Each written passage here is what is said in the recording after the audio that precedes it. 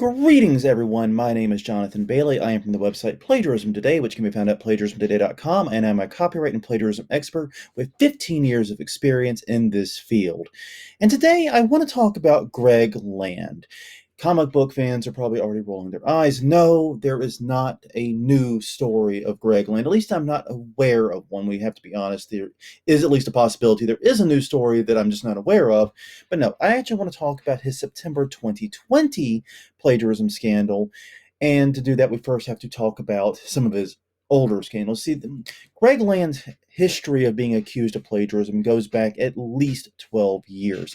In fact, it goes back so far, there's not even a very good internet history on it. I'm going to put up an image somewhere around here of a scandal involving him from 2008 rather, that dealt with him basically making an overuse of reference photos, something very similar to what we talked about with the Butch Hartman case, where it was immediately recognizable where the reference photos were from. Now, it's unclear if he actually traced from them or just simply copied them too heavily by looking at them, but either way, he pulled far too much from those, and it was immediately obvious where he got it from. But this is something that Land has openly admitted and acknowledged. He has said repeatedly that he uses reference images. He's even admitted to using pornography as reference images, which has led to some interesting interesting portrayals of female characters. Yeah, about all we're going to show of that. But needless to say, it's led to a lot of controversy. The fact that he's leaned so heavily on reference images and that often he wears his sources on his sleeves, even when he doesn't intend to, has made him a divisive figure in comic books, to put it rather generously. But things took a weird turn in September 2020. Another comic book artist, Tristan Jones, released a tweet on September 1st saying he had been, quote unquote, Greg Landed, and it's never a good sign when your name becomes a verb in conjunction with plagiarism or any kind of copying, but nonetheless, here we are. So yes, he said he'd been Greg Landed, and highlighted specifically Greg Land's cover for the Marvel version of the Aliens Omnibus, which we'll get up to, and that's why we're covering it now. There's a slight update there. But basically, he said that Greg Land had basically taken some of his work that he had done for Dark Horse Comics and had pretty much copied it verbatim. And to understand what those allegations are exactly, we need to take it to, well, you know where, monitor number 2. Let's have a look. Okay, what you see before you is actually a mock-up that Tristan himself did back in September, and I wanted to draw a lot of attention to it. Now, it's a bit weird, and I want to explain how the layout works, because you actually have 3 elements here. On the far right, you have Tristan's original images. These are the original ink drawings that he did. Ink charcoal, basically non-painted drawings that he did. On the far left here, you have Greg Land's actual cover, which is obviously fully painted and fully colorized. And in the middle, you have a mock-up that Tristan created that kind of shows how the pieces fit together. And the main thing I want to get across is we're not comparing the right to the middle. Instead, we're comparing the middle to the left and also the right to the left. And so, yeah, obviously these two look very similar. That's to be expected. They're literally the same images. That said, there are still a lot of similarities I want to talk about, but we do have a problem we have to kind of address. As I noted, these are 2 different mediums. The original by Tristan is ink and charcoal and other elements. It's a sketch, basically. It's not painted in any way. And that means the lines are very crisp and very fine, but you don't get color, you don't get, like reflections and things like that, at least not much of it.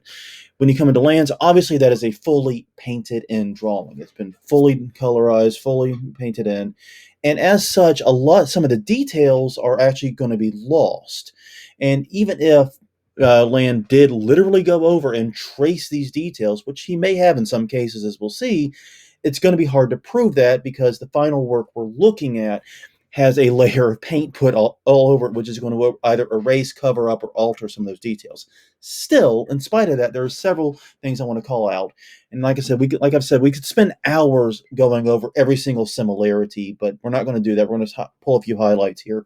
And the first thing I want to look at is the drool right here. It's marked in red on all 3. You'll notice in Tristan's original, it has this U-shaped or semicircle drool connection, and then one that goes right through the center, and a shorter one that comes off the side. If you come back to lands, you definitely see that U-shaped there with a big one with a big drool going down the center. Now he added another longer strand here, but you also still see the shorter one on the side there.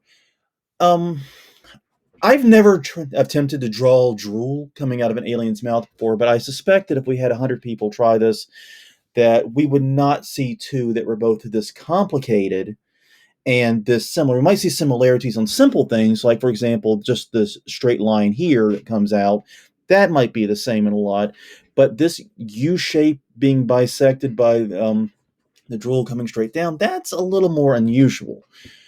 Um, Now, needless to say, now, real fast, I am not an expert in how aliens have been drawn over the years. And if I were going to talk about this in a court case, one of the first things I'd be doing is going through a lengthy history of this artwork to rule out what was unique to each creator.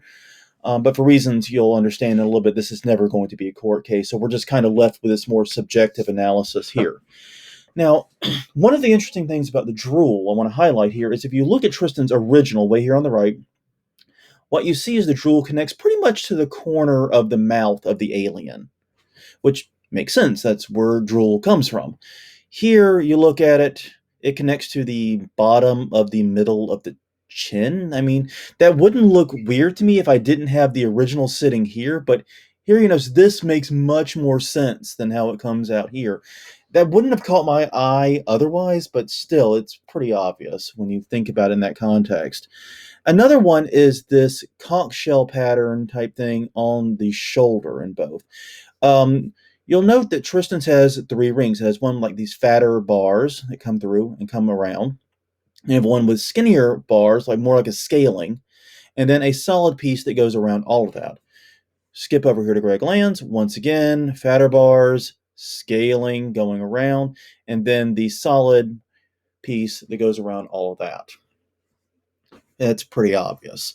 Now, there are some differences worth noting. When you look at this fuchsia, purple, whatever you want to section here, you'll note that while the Tristan has this scaling here that comes down and goes, toward the hindquarters of the alien, that doesn't seem to exist on lands. And also, while they do share this one here that comes up and goes up toward the torso, land includes an extra spiral that almost connects into it there, so that's a slight difference as well. Um, yeah, so there are some notable differences, but it's likely that a lot of those differences were caused by the different mediums used.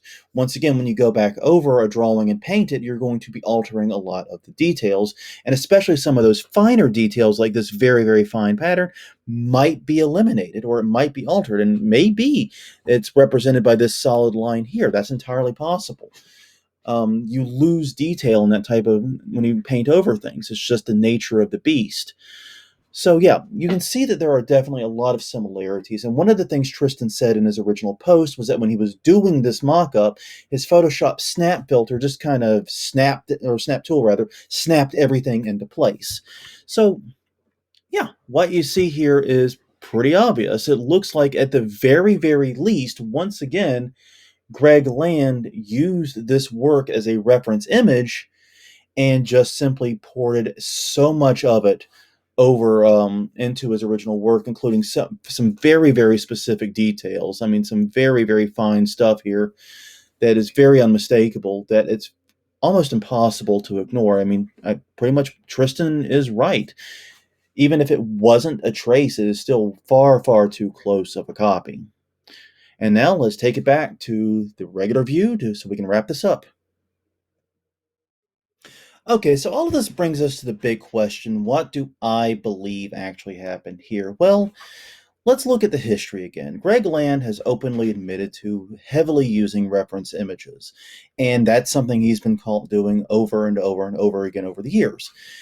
Is it possible that he traced it? Yeah. The only person that's ever really going to know that, though, is Greg Land himself. Once again, it's kind of like the Butch Hartman case, in that he may have traced, but one thing we can prove pretty demonstrably is there was an over-reliance on the resource image. You see, reference images are fine in art, but there's a big difference between using a reference image and creating an original work of art and in just simply doing a drawing based upon an image. There's a gap there, and I believe, and so does copyright law, that the gap exists when ordinary observers, literally the ordinary observer testing copyright law, can trivially tell that A is based upon B. Once that happens, it likely becomes a derivative work, and that raises copyright issues. However, this case does not have copyright issues, and the reason is quite simple. Before this omnibus was released, which was released in April, by the way, before it came out and before it was even started, Marvel purchased the rights to all of the Aliens comics and all the Aliens works. They bought it from Dark Horse. Dark Horse is where Tristan worked. So even though Tristan created it for a different company, by the time Greg Land came around to it, Marvel owned all the rights to it, meaning there's no copyright infringement. I mean, is it ethically sound? I would argue not. But is it copyright infringement? No, it is not, because this is where the overlap between plagiarism and copyright is far from absolute. It is possible to plagiarize something and not infringe its copyright, especially if you own the rights to the thing you're plagiarizing, such as life. My personal opinion is I'm just going to take Greg Land at his word that he makes very heavy use of reference images and leaned very, very heavily on Tristan's work in this case. But this case is a bit different. Like with the Butch Hartman case we talked about a couple weeks ago, the macro was what was the same, not the micro. Look again at these photos here. If you didn't have all the highlighting and all of that, the macro looks very different. It's in the micro, it's in the details that the similarity appears. And that makes it far more likely that he actually did trace. And that is, frankly, unusual even for Greg Land's particular style of copying. After all, he, like I said, we've talked about how he uses reference photos and uses general poses and things like that, not so much about how he copies fine detail. Here, there's some very, very, very specific details that have been copied, and whether these details are unique to Tristan's version of Aliens or whether it's all versions of it that have those specific details, I don't know, but they seem very, very pinpoint and even come through even when looking at it across two different mediums. So, yeah, it's my personal belief that at the very, very least, Greg misused his reference content and simply got too close, but there's no copyright infringement to be found because, yeah, Marvel owns the rights, and Marvel is very much aware of Greg's history, very well of his pattern here, and they continue to hire him to do these types of covers. So Marvel has made their choice. Greg Land made their choice. There's no copyright here. The question is, are you guys, are we, and you all, as fans of comic books, as fans of Aliens and whatnot, going to support this? And I guess we'll see. The book literally just went on sale earlier. It goes on sale actually next month. I apologize. It will be going on sale in April. And it will be interesting to see how well it does, if this scandal has any impact on it, if anybody actually particularly cares about it, or if fans still snatch it up because it is more Aliens and more artwork based upon the characters. We'll find out then. Until next time, this is Jonathan Bailey, signing off.